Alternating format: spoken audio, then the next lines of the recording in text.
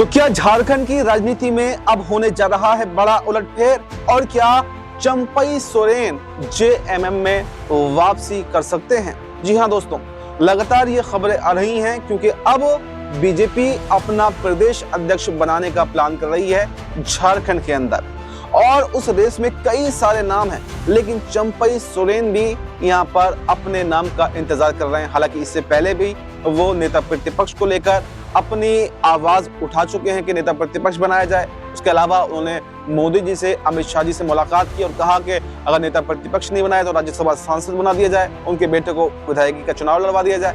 लेकिन अभी तक उनकी एक भी बीजेपी के अंदर मानी नहीं गई है।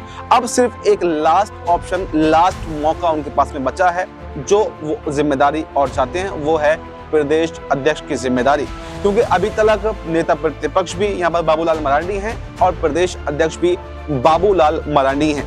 और कहा यह जा रहा है कि बहुत जल्द झारखंड के अंदर प्रदेश अध्यक्ष का चुनाव होना है, क्योंकि एक पार्टी एक पद वाली स्कीम पर ही बीजेपी चल रही है। ऐसे में यहाँ पर कहीं ना कहीं संभावनाएं जो है वो चंपई सोरेन तलाशने की कोशिश कर रहे हैं, लेकिन कई सारे और बड़े बड़े चेहरे भी ऐसे हैं जो बीजेपी के साथ में लंबे समय से जुड़े हुए हैं, उनका भी इस रेस में नाम शामिल है। कहीं ना कहीं चंपई सोरेन का नाम हालांकि पीछे जाता हुआ दिखाई दे रहा है और अब वो साफ कर चुके हैं कि अगर उन्हें प्रदेश अध्यक्ष नहीं बनाया गया तो वो फिर बीजेपी में नहीं रुकेंगे, बल्कि घर वापसी कर सकते हैं, यानी कि जेएमएम में वापस आ सकते हैं। क्योंकि आपको बताएं कि चंपई सोरेन पुराने साथी शिबू सोरेन के रहे झारखंड की नींव रखने में या फिर जेएमएम की नींव रखने में बराबर का योगदान चंपई सोरेन ने शिबू सोरेन के साथ में निभाया था और उनके साथ में वफादार सिपाही उनके कहे जाते थे। यहाँ तक कि शिबू सोरेन के बेटे हेमंत सोरेन के साथ में भी कंधे से कंधा मिलाकर काम किया। लेकिन जब हेमंत सोरेन जेल चले गए तो उन्होंने भी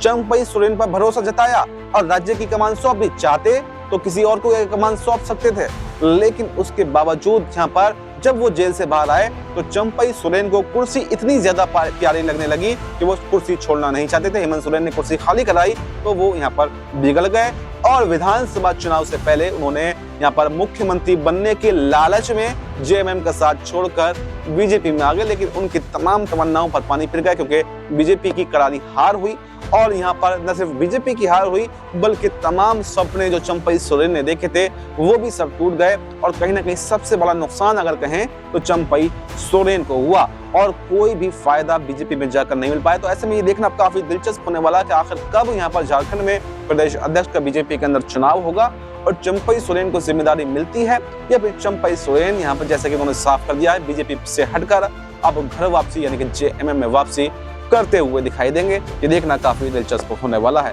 फिलहाल इस रिपोर्ट पे इतना ही। इस रिपोर्ट पर आपकी क्या राय है कमेंट बॉक्स में अपनी राय जरूर दें और हमें दीजिए इजाजत। नमस्कार।